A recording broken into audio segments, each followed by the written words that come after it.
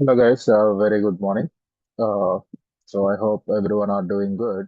So welcome to the new sessions of Terraform, including Docker, Kubernetes, and Jenkins. So first things first, let us go with the concept and let us understand what is today's agenda and what we are going to learn in this session. And finally, see a few concepts of Terraform, Docker, and Kubernetes. So, so welcome to the new sessions of this Terraform, Jenkins, Docker, and Kubernetes. So before I go into that, let me introduce about myself. I'm Chaitanya. I'm a dev SecOps engineer, as well as I worked on the cloud environment. Right now, I'm working as a dev SecOps engineer in a top class MNC company. And I have an experience towards this AWS and DevOps from past 8 years. And previously, I trained the candidates from 2012 onwards. I'm training the candidates into the Microsoft tools like server administration and then Linux administration. Now, as the cloud has been involved and included in all the projects, and as well as DevOps is becoming a major tool, major methodology for this application development process. So I changed my field from system administration to the cloud environment. And so I created multiple infrastructure through Terraform and as well as the Docker and Kubernetes. So that is about myself. And if you see here, what we are going to learn today. Okay, so today's learning agenda will be what is this DevOps and DevOps pipeline overview, and then why we need to have this Terraform, Jenkins, Docker, and Kubernetes. What is the main usage of that? Okay, and then you will be having the sample demos to start. Okay, just a sample demos we are going to provide. Already the recording is started. Please don't request any further recording. And then the roadmap of the course. Okay, what are the roadmaps? What are the step-by-step process that we are going to start? And then we will discuss about now. Let us understand why we need to have this DevOps course. Okay, so actually it's not an entire DevOps. There are the four major tools which are very, very crucial for us.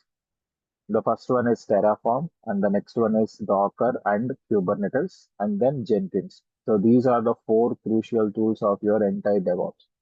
The rest of the tools you can find anywhere. Okay, where you can find anywhere on the internet. The most of the times you will get the complete knowledge, like Git, Ansible, and Prometheus or Grafana monitoring tools like that. But these four are very crucial, and we are going to have a clear-cut understanding about that, about those four tools, very, very in-deep understanding related to every what else, whatever the different components that are available in each and every tool. So if you see DevOps is not a methodology. DevOps is a combination of multiple tools. So don't read DevOps like a subject. Okay, those who are coming from the college background, I am requesting you, don't treat DevOps as a subject. It is the way of creating a software. Okay, so in DevOps, we are having multiple tools. It's a combination of multiple tools like version control system called as Git, and then we are having infrastructure code as called as Terraform, and then we are having the CI/CD pipelining tool called as Jenkins, and then we are having the containerization platform called as Docker, orchestration platform as Kubernetes, and then configuration management tools like Ansible, and monitoring and maintenance tools like Prometheus and Grafana. So these are the multiple tools that we are going to use in the Docker and Kubernetes. Okay, so I hope those who are attending to this session will have a basic knowledge on what we are going to do. At least, see, I don't want you to have a very high knowledge. Okay, so whoever are attending to this session, if you have the basic knowledge why we are attending the session, what is the necessity of attending this session, then that would be great. Okay, so anybody, can you please introduce about yourself, saying that this is the reason why I want to join the course? Anyone? We can go into the concepts very in deeply, but before I go into the concept, I just request everyone. can someone have introduce about yourself and tell me that this is the reason why I want to learn the course? Hi, myself Bhushan. Hi, Bhushan. I'm currently working in a MNC, and we day to day use the Kubernetes, and I would like to involve uh, into that. I would like to increase my knowledge and You are hands-on. currently working as Currently working as senior support engineer. okay. So Yep. what are the tools that you are using? We usually it's a technology support, but now we are going to orchestration platform. Mm. So we have our own tool which goes as a operator into the Okay, monitoring platform. It's like a Grafana, but not a Grafana. okay, understood. So Yep. you are primarily into maintenance and management system, if I'm not wrong. Yeah, kind of, yes. Okay, fine. Thanks, Bhushan. Anyone else?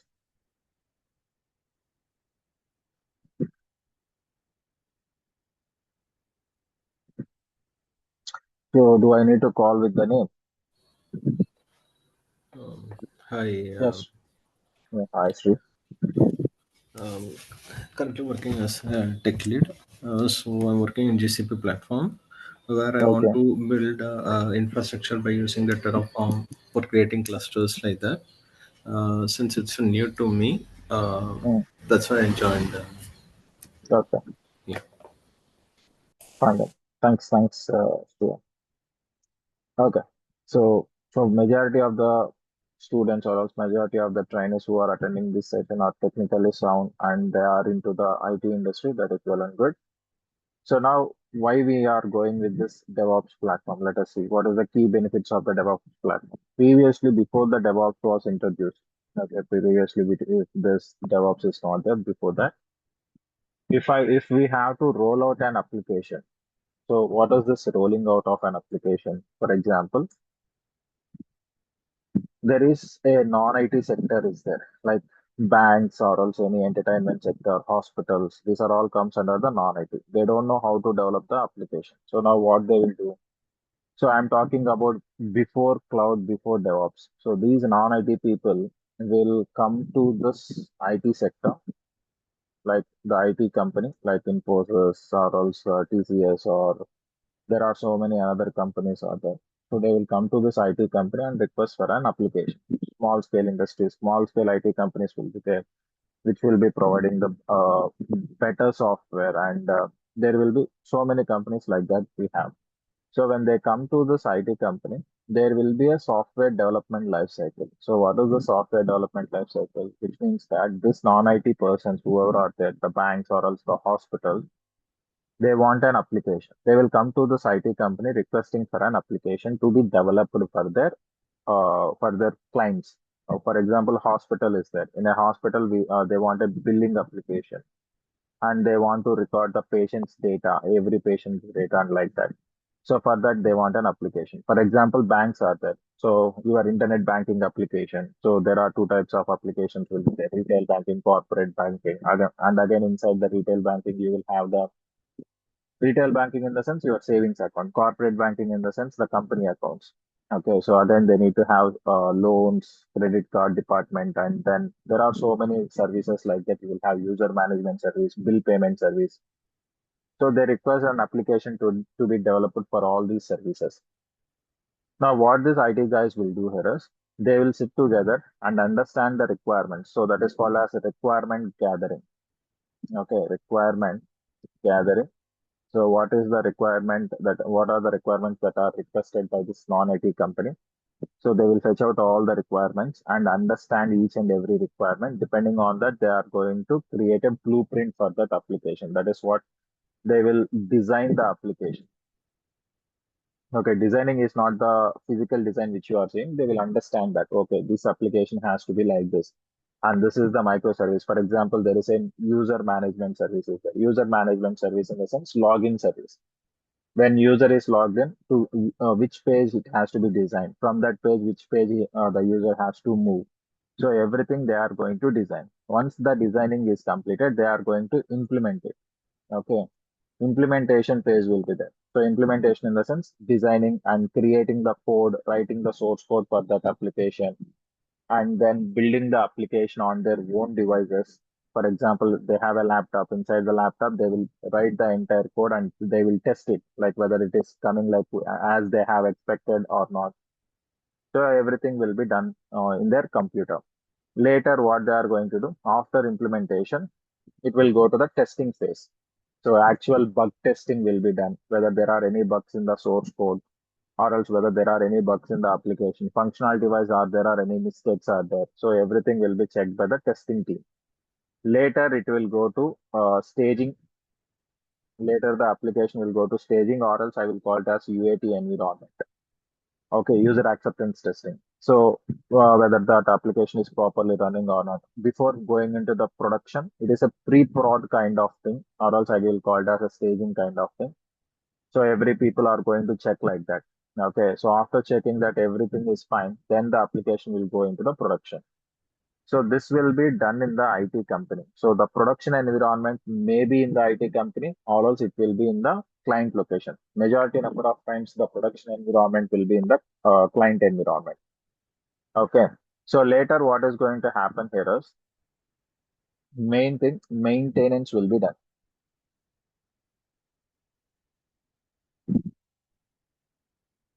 Maintain. So maintaining of the application will be done, and as well as monitoring of the application will be done. So this entire concept will comes under the software development lifecycle. Okay, this is what we are going to get in the software development lifecycle. Now, so what happens here? So where is the infrastructure? So there comes the main point. So why we need to understand this Terraform? What is the benefit of understanding the Terraform? So if you see all the DevOps tools, whatever the DevOps tools that we are seeing right now, like Git and all the things, so how where they are going to be included. But we are discussing about the pre-DevOps environment. Okay, pre-DevOps in the sense when the DevOps was not introduced, when these automation tools are not there, that particular kind of scenario we are to. So once the requirement gathering is done, designing and implementation is done. So they have to run the application inside a server. So these IT companies will have the servers. So they have to run the application inside the server. When they want to run the application inside the server, first of all, they need to procure the server. What is meant by procuring means they need to have a server. Just for example, if you want to purchase a car, okay, if you want to purchase a bike, first of all, you need to know how to ride the bike. Then only you have to purchase the bike. And as well as if you want to, if you want to create an application, or else if you want to run the application, where you have to run the application. So, for example, if you want to play some games, you need to have that particular, what I can say, machine. Okay, for example, computer games, then you need to have a computer. Without computer, where you will install the software. In the same manner, for example, if you want to access a bank application, that application should be installed on a infrastructure. Infrastructure in the sense on a server or else on a cluster of servers. Okay. So where those servers will be there? Obviously, the servers will be in the IT company. Okay, or else in the client location. So now, how these servers are, or how IT company will purchase the servers. So first of all, I'm talking about this not in the cloud environment, not about the DevOps. I'm talking about on-premises environment. When you want to have your servers on the on-premises, first you need to connect to the multiple vendors. So either it might be Dell, HP, IBM servers, any servers, or else there are assembled servers are also available. So now you have to connect to the multiple vendors and gather the quotation from each and every vendor, and then you have to select the best optimized quotation in the sense the pricing details and everything will be given for you. And after selecting that, you have to request the same with the vendor, saying that I like this quotation but we want these modifications with the same price. Then the vendor will say that if that is coming, so he will say that yes, we can adjust that.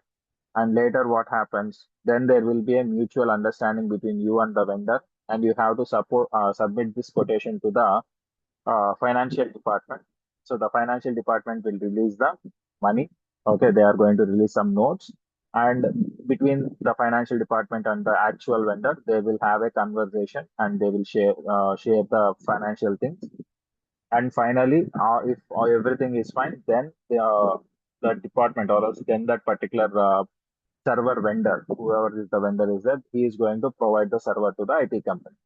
When the server comes, we are not going to directly attach the server to the network. We cannot attach the server to the network. Just when you purchase a computer, you will bring the computer to your home and connect it to the network. But for servers, we cannot do that. So we have to do the proper testing, whether there is any malicious software or any malicious bugs are there. Even though the operating system is not installed, you will have the BIOS and all the things. So we need to check after everything.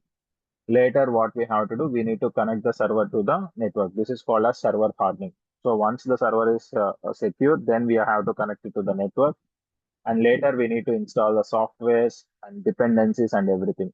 On top of that, we have to run the application. So this is the process. So to create an application, to run an application in the on-premises environment, it is going to take a lots of time. So which means that for procuring the server itself, for purchasing the server itself, it is going to take some 30 days. And after that, installing and checking the testing the application, it is going to take more and more time. So where you have created the application, so whenever in the implementation stage, you will create the application in your computer. So that in your computer, the application will be running fine. Why? Because you have the Windows environment, and in your laptop, the whatever you want, you can download the plugins and you can install the plugins and you can run the plugins. Okay, so what I'm saying you here is, for example, there is a Java application, or else there is a Python application is there. You want to create that Python application. That Python application requires some advanced plugins to be installed. For example, I want to create a speech recognition software. I mean, software in the sense, inside my web application, I want to have the speech recognition, or else biometric identification. I want all these things to be included into that application. Then what I have to do, I need to install some advanced plugins. Okay, so try to understand. Imagine this, we have an application, you are developing an application. Inside the application, the user is requesting for the high technology like biometric scanning, speech recognition, iris scanning. So these are all he is requesting for. So for those kind of things, we need to have the advanced tools. So if I want to have the advanced tools, I need to install the advanced plugins. So in your computer, you can run the advanced plugins and everything will run fine. But when you move this application from your computer to the server, so into the server, already in server, some applications might be running. So those applications will not support the advanced plugins. Okay, so they might be stopped, or else the new application cannot be run. So these are the challenges that we will be facing. One is the late deployment, and the second one is integration will not properly happen if the application. So the developer will say that what developer is going to do. Developer says that in my computer or else in my laptop, the application is working fine with all the plugins. But the deployment team or else the DevOps team is going to say that no, this application is not properly working. We have select we gave I mean we installed each and every dependencies whatever you have said, but still the application is not properly working.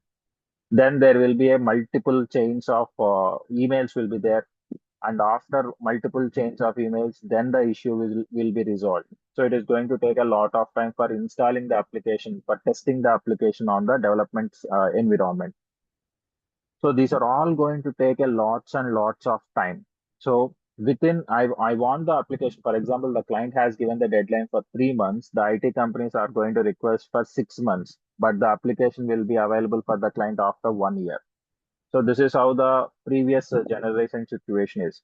And once the application came into the production environment, okay, once the application is came into the production environment, then what is going to happen?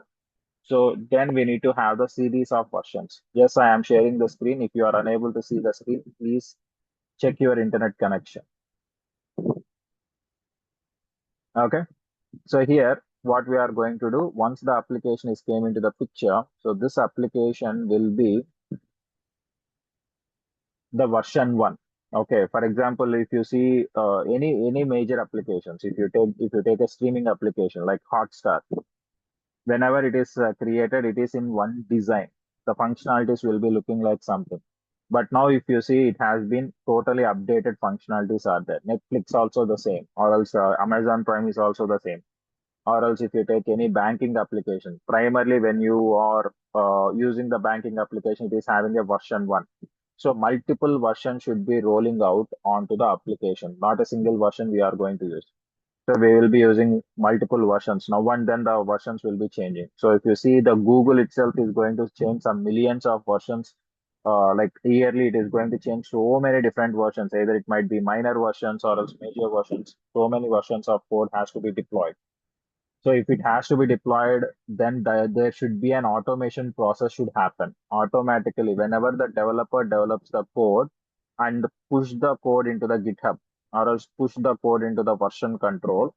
So automatically the code has to be built and it should be deployed into the server. So this automation process is called as CI/CD pipelining tool, which we are going to see in the upcoming sessions. So whatever the automation that we are going to do, that can be done with the CI/CD pipelining tool.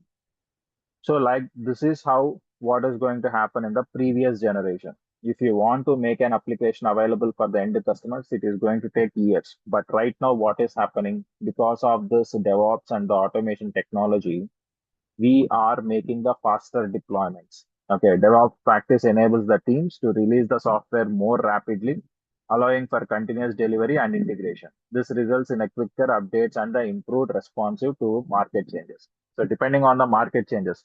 So if you see up to last 2 years back, up to, I mean, 2 years back, if I say security, everyone are saying that passwords or some, let us go back to 10 years back. Okay. 10 years back, we used to have the passwords. Okay. If I want to log in into the internet banking application, we need to log in with the username and password. Later, what happened? Multi-factor authentication has came. So you need to provide the username, password, and OTP. One-time password will be coming to your registered mobile number. You have to enter the OTP. After that, what happened? They introduced the MPIN authentication. Later, what happened right now in the mobile application, you are having the biometric scanning, it's also enabled. So if you see the version changes, so from one version to depending on the marketing changes, every version is getting changed. So that is for faster deployment, we need to have the DevOps and then better collaboration by breaking down as SLIOS between development and operation. DevOps fosters a culture of collaboration and shared responsibility, leading to improved communication and stronger stronger and dynamic teams. Like, see what is happening previously when we go beyond the DevOps. What is there? Previously, there is a development team and there is a system administration team. Literally, if I have to take, there are two teams that are available in the company. One is the developer team and the other one is the system administration. Development team is the team which is going to develop the software, and system administration team is the team which is going to maintain the software, manage the application, manage the servers. So which means that when the application is developed, the developer work is completed. So he says that my development work is completed. So I will give you the application. It is your headache whether it is running or not. You have to take care. Now, what system administrator will do? He will try to install the application on the servers, whether it is running fine or not. So if it is running, that's okay. If it is not running, again, he is going to send the application back to the what I can say developer saying that this application is not running as per the requirement. So later again the developer will send back like that. There will be so many things happen. So why? Because there is a communication gap between the system administrator and the developer. Why? Because developer doesn't know what system administrator is going to do. So what is the operating system? What are the dependencies to be installed? How much amount of CPU and RAM is required, or else how it is going to run? He doesn't know about that. And system administrator doesn't know about the dependencies that should be installed with the application. So they won't communicate with each other in a proper manner. So that's why there is a communication gap is there. So the DevOps engineers are the persons right now, whoever are called as so-called DevOps engineers, they are there for connecting these two teams like a bridge. Okay, so they are the persons who are going to be understanding either both the technologies like development and as well as the system administration. So dev and operations. System administration is nothing but the operations. So this collaboration is called as DevOps. So for the better collaboration of multiple teams, we are going to have this DevOps as a technology. And the modern cloud native. So DevOps supports the development of cloud native applications which are designed for leverages the cloud scalability, flexibility, and ensuring the application can adapt to the changes. So if I have to explain you about this, for example, let me ask you a small question so that you can understand what I am trying to explain. How many of you are using the WhatsApp? How many of you are using the WhatsApp, or else how many of you are using the Amazon for purchasing the products, Amazon application? Hmm. Amazon, Flipkart, Myntra, Agio. We have so many e-commerce websites now. How many of you are using the Amazon websites? Yep, I guess everyone. Everyone. Fantastic. So please, guys, please respond. Today is the first session. I want the responses from you. If you don't respond, then the class will not go ahead. Like again, I'm telling you, if the class should be live and more interact, I mean live, and it should be more and more responsive. When I get the responses from the candidates, then only it will be more live. Otherwise, I will continuously say my topics and I will clear out the demos. It will be very simple as like that. If you respond, then only the session will be more interactive, more fun. Otherwise, I will be keep on saying you will sleeping. You will be sleeping on your bed. Why? Because it's early morning, 6 o'clock. I don't know how many people are properly waken up or not. Okay. So please respond. So how many people are using the Amazon website? Yeah, using. Okay. So uh, from when you are using the Amazon website, do you know when this Amazon website was came into the picture, or else when they have introduced this Amazon as an e-commerce website? Anyone, can you search for that and tell me Yeah, from when you are using? Okay, don't let us see one. Let me ask you a question. 2016, 2016, 2015. 2016. Hope Okay, so. when so Indian people are more habituated for the internet after Geo has came and Geo has given the free internet. Everyone are habituated for accessing the internet. Nowadays, no one can live without internet. That's fine. So most of the people will say that from 2016 onwards, we are using the e-commerce websites. Okay. So any another answers? Thank you, Sri. You can mute yourself. Yeah. Any another answers?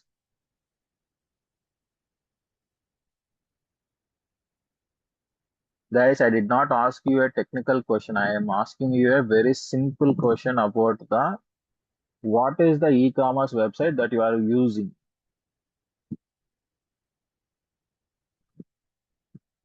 Yeah, I think around 10 years back or so it came. Okay, 10 years back it came. Very good. Anyone else? Okay. See, again, I'm telling you, if I am getting the responses from one or two students, I will answer the questions those who have answered me. Okay. If you don't answer me, I won't respond you back. So it might be sounding a little bit harsh. See, when you ask me a question, if I answer you, that is my minimum responsibility to give you the clarity about what you understand, or else what is your doubt, what I have to explain for that. It is your minimum responsibility to respond back to the faculty and say that whether you understood or not, at least to give a basic answer. I did not ask you a technical question, right? I asked you a basic question. So one thing is, I'm very clearly saying, guys, those who want to attend the session, okay, those who want to attend the session, I want the people who are more interactive. So if there are only two students attending the session, also I don't have any problem. I can tell for those two students if they are interested to join the session, and I can tell them about the concepts clearly. And those who want to sit calmly, sleep, just to join the session and sleep, I don't want those kind of students in my session. Please, you can leave. I don't have any problem. Coming back to the point, so Amazon was started in the year 1993. They started with the books. They started as a book selling e-commerce website. Okay, so they started an online book selling e-commerce web platform. Slowly they have evolved, and right now they are into the complete e-commerce website where whichever you are seeing, like they are into the textiles, they are into the electronics and everything. Okay, so the Amazon was introduced in the year 1993, not 2010, 2016. So and later AWS was introduced in the year 2006.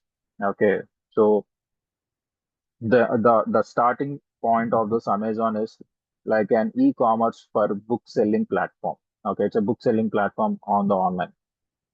Anyways, at that point of time, nobody knows about this application. Nobody knows about the Amazon. So if I say in 1993, how many people recognize that? Or else how many people in US, they might be having so many people, so many customers. But now in India, majority number of the peoples are accessing from 2016 onwards.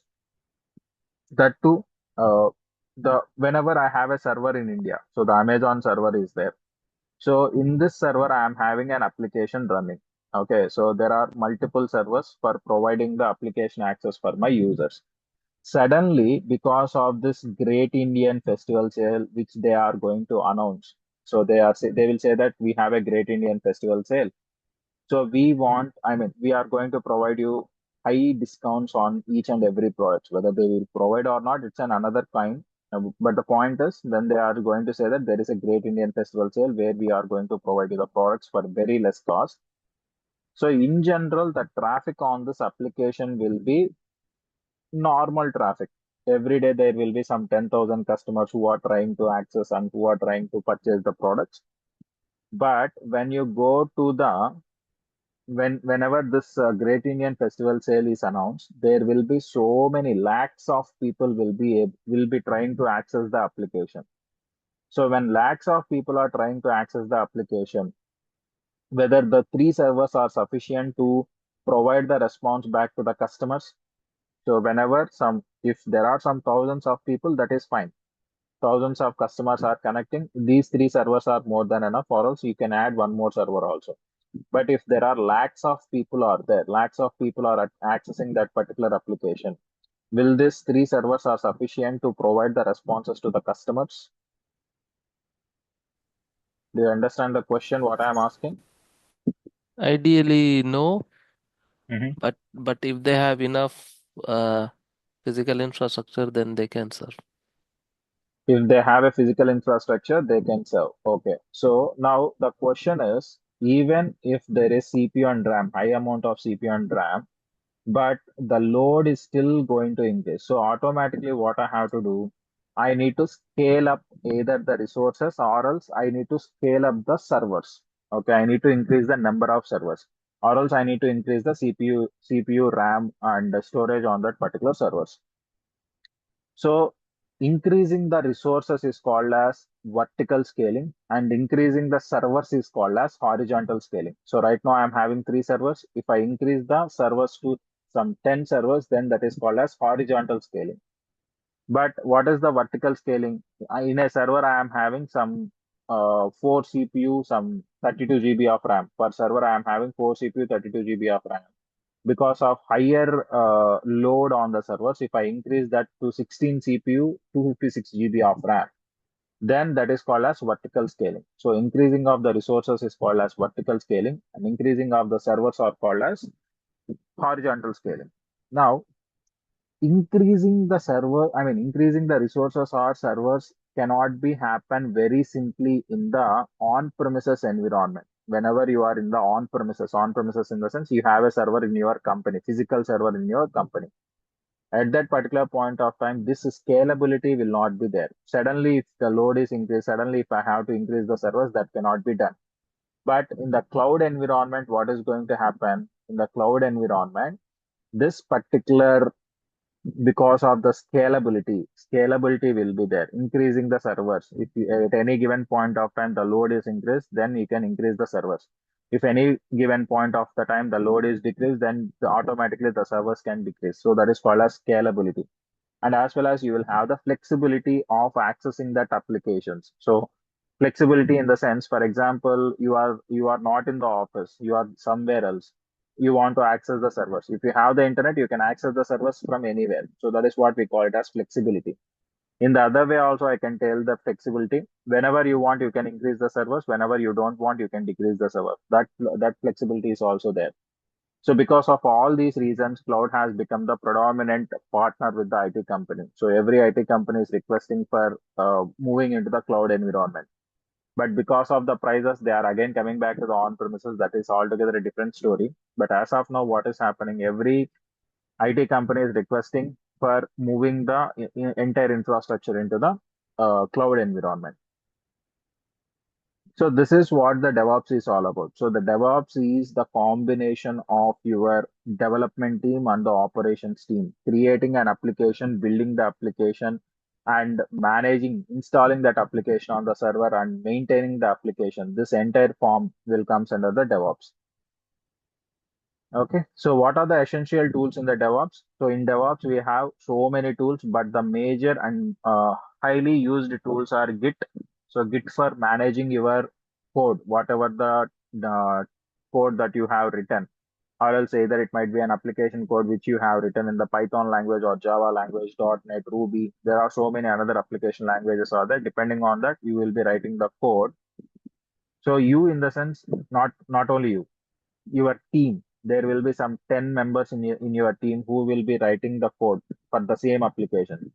A two persons will be writing for a single module. For example, modules in the sense the application will be divided into multiple small modules. So the team lead will develop the application. I mean, will divide the application into multiple modules. So two persons will be given with the user module.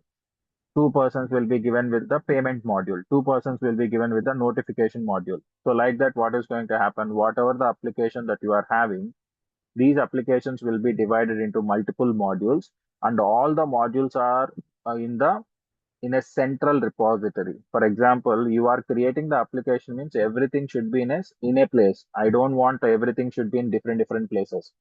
So for centralizing that, for centrally managing the code, we are having the Git, okay, and as well as GitHub, and then Docker. Whatever the code that you have developed, you want to run the application. To run the application, we don't want the servers. Apart from the servers, we are going with the containerization. For containerization purpose, we are going with the Docker and Jenkins. What is Jenkins? Jenkins is completely a CI/CD pipelining tool which will be automating the entire process. When the developer sends the code to the GitHub, from the GitHub the code will be pulled, built, and it will be converted into the application and send it to the users and the customers. Everything will happen through the Jenkins. And then Kubernetes is for the orchestration, Terraform is for the infrastructure as a code, and finally we are having the clouds. So these are the essential tools in the DevOps right now in current situation. Now, so if you see here, utilizing tools like Git, Jenkins, Docker, and Kubernetes together creates a seamless pipeline to enhance the collaboration, speed up the deployments, and ensure the consistent infrastructure management across the various environments. So you will have in a particular, if you want to develop the application will be developed in three environments. One is the development environment, testing environment, and production environment. The application will be in these three environments. At the time of creating the application, we will call it as the application in the development stage. And once the application is completely created and it is in the testing or staging stage, and finally it will be coming into the production stage. So to manage all these stages, to fast forward the application between all the stages, we are going with these development tools. Okay. So here what we are going to do, this is the workflow. It is where developers manage and store their source code securely. Jenkins automates the integration and delivery of the code and changes efficiently. And Docker packages the application into standard units and seamless deployment. And Kubernetes manages the containers simply within a one line if I have to tell. So the next one is Terraform, infrastructure as a code. Okay, so that we will see in the upcoming sessions, understanding the infrastructure as a code and everything. But these are the concepts that we are going to cover in the entire session. So whatever we have discussed in this session is about the introducing you to the DevOps and making you understanding about the application deployment and then how this application will be working and what are the tools that we are going to use. In this entire session, in the 30 days of sessions, we are going to discuss about Terraform, Jenkins, Docker, and Kubernetes. all these are working in the AWS environment. I'm going to take the AWS environment as my infrastructure provider. And with the help of this AWS environment, we are going to create the complete infrastructure.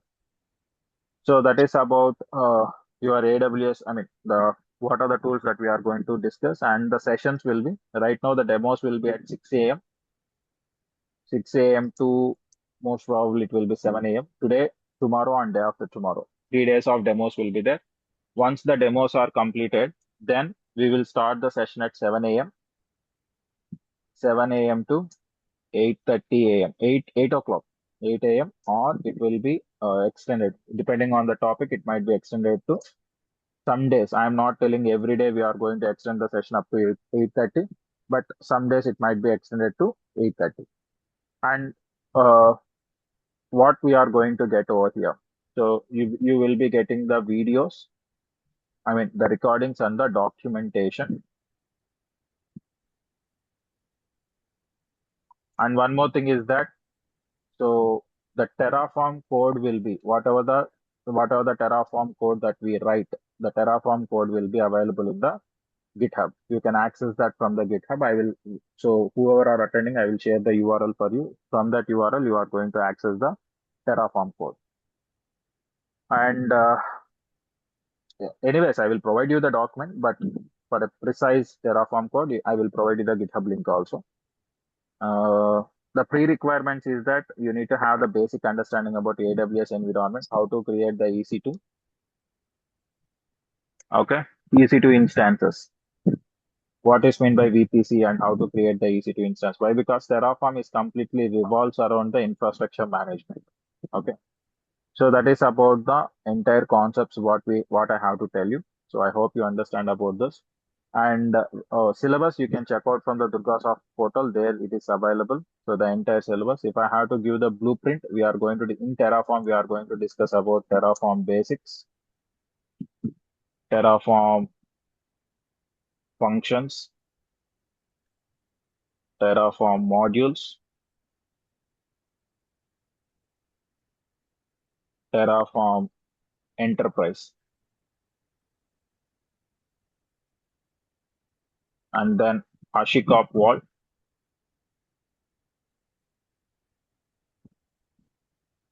HashiCorp Vault, and then Terraform multi provider. It's just a 15 to 20 minutes of session. That's it.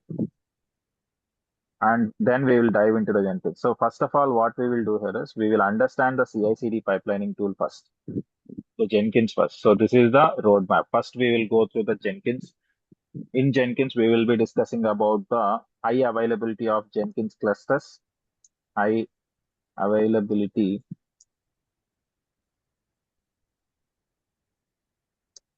of Jenkins.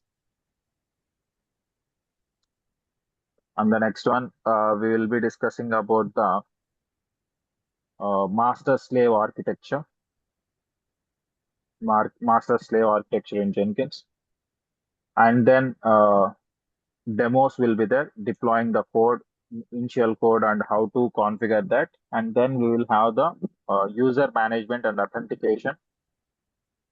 And we will have the what I can say pipeline. Okay, so what are the different pipelines we are having? That is scripted pipeline and declarative pipeline. What is a scripted pipeline and what is a declarative pipeline? How we have to write the declarative pipeline, syntax for pipeline, and then stages. And finally, we will discuss in the pipelines itself. We are going to discuss about the shared libraries. Okay, Jenkins shared libraries will be there.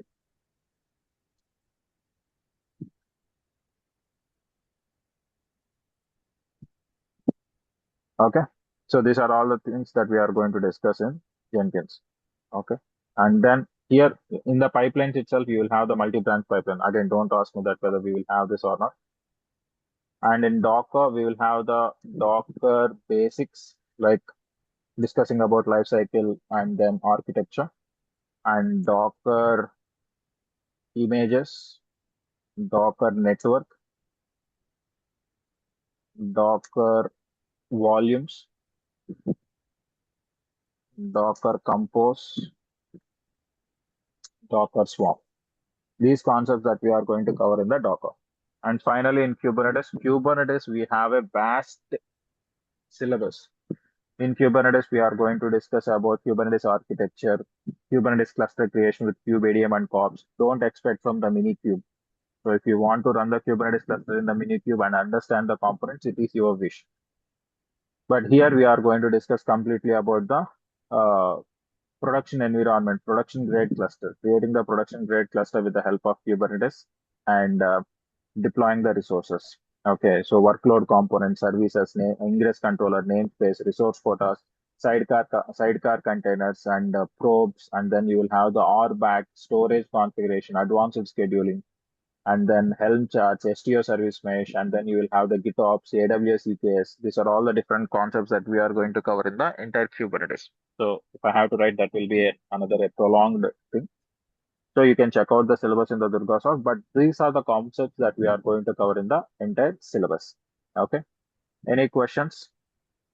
So that's about the basic introduction to installing Docker, Kubernetes. I mean, understanding about the Docker, Kubernetes, and Terraform.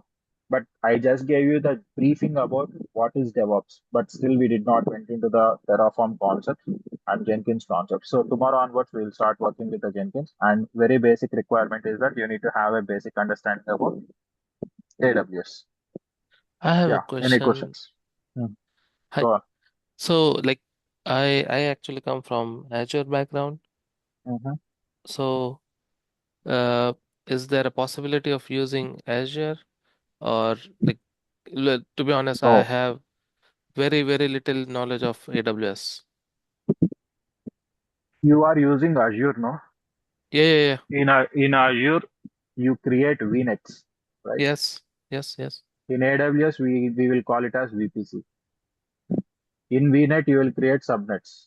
In AWS, we will create the subnets. In Azure, you will have the routing table security groups. In AWS also, we will have the security groups. Uh, What else? In Azure, you have the Active Directory, Azure Active Directory to create the users and all the things. In AWS, we have IAM. What is the difference between Azure and AWS? Both are the same. The resources, if you take any resources, every resource is same. Only the difference is the subscription model is different. In so Azure, you will have the subscription model. In AWS, we will have direct billing. Yeah, tell me. okay. I think then it's great. I would spend some time and get familiar with creating. How about like I don't have AWS credential. Do I need to create a See, account it or is not about the AWS only you have to learn. If you are interested, see, Terraform is not for AWS, right? Terraform is for AWS, Azure, GCP, as well as you can create the infrastructure with the virtual machines, VMware also. You have the on-premises virtualization also. You can create the virtual machines with the Terraform. So the point is you need to understand what is the provider. So for me, it is AWS. For you, it is Azure. Only the thing is, I will say it as AWS underscore VPC. If I want to create a VPC in AWS, I will give the code as in Terraform. I will give the code as AWS underscore VPC Terraform. So it will create the VPC. For Azure, it will be Azure VNet creation Terraform. So if you see, the only difference is that you have to change the resource name. That's it. See that Azure RM. Azure RM in the sense Azure Resource Management resource group. You are going to create a resource group. Inside the resource group, you are going to create a virtual network. What is that? Both will be same. Okay.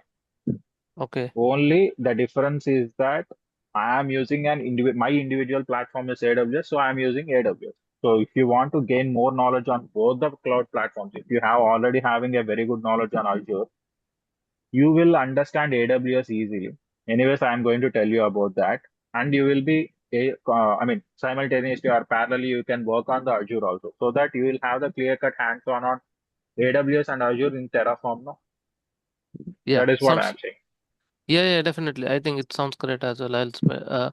What I was also asking about Hmm. having the credentials on AWS. You have to create an AWS account, free-tier AWS account. Okay, so the whole thing can be covered in the free tier, right? Yeah, we can cover it. Okay, awesome. Then I think, yeah, I'm good. Any questions? Do we cover any kind of projects like that? Uh, See, if I have to discuss only about the projects, then I have to discuss only about a particular tools. This I am saying it to every candidate. So there are the team leads also there. There are so many technical people are there. When you attend for an DevOps interview, in DevOps interview, no one asks you about the project. Everyone will ask you about what are the tools that you have used for your project. Tools that you have used. So I will say that I have used Terraform. I use Kubernetes. So it is very, very important rather than a project understanding about the tool functionality. If you are a developer, you can say that I have created a project, uh, so and so project. In that project, I have used so and so plugins, and they will ask you the questions on the plugins. But when you come to the DevOps interview, I mean, I'm talking about the interview perspective. When you come to the DevOps interview perspective, everyone will ask you about the tool. Everyone will ask you about the commands. Everyone will ask you about the components that you have used in Kubernetes cluster or else in the Docker. So I will say that you are going to get the core knowledge about each and every tool. Depending on that, you can create a project. You yourself will create a project. But if I have to tell you, definitely you have to provide us a project, and depending on that, you have to tell. Means I will tell I will give you a project at the end of the sessions, not in between. I am not going to take an I am not a trainer who is going to take an application, and in this application we are using this components. So if I say so then that will be stick to that particular application only. I don't want to stick to a particular application. I want to provide the full-fledged knowledge on each and every tool. So my requirement is that everyone should get the knowledge on tools so that you can implement the same tool in any application. You got it? I Yeah. think she Okay. has asked me the Yeah. question. Yeah. Got it. The course duration is minimum 30 days. I am saying minimum 30 days. I'm not saying 30 days. Okay, why? Because the syllabus which you have seen. So see on the what I can say on the pamphlet or also on the paper we can say 30 days, but we cannot cover that in the 30 days. Why? Because the course is very huge. It will take some more extra days also. But you can keep in your mind that the course duration will be 30 days. Okay. Yeah. Anything else? Raghu, do you want to ask me any question? Okay. Anything else, guys? Not from my side. So from my end. Cool. Okay, then from tomorrow we'll start working on the AWS environment. We'll start creating the resources and let us understand the resources, and then we will start working with the Jenkins. So we'll start with Jenkins. Actually, everyone will say the Jenkins in the end of the sessions, but my understanding is that I need to tell you the Jenkins first, and then we'll go into the Terraform. So Jenkins will take some 3 to 4 sessions, 3 to 4 sessions, and then we'll dive into the Terraform. Terraform will take some 7 to 10 sessions, and Docker will take another 7 sessions, and Kubernetes will take some 20 sessions. 18 to 20 sessions. Okay. All Okay. right then, guys. Yeah. Thank you. Thank you. Thank you all.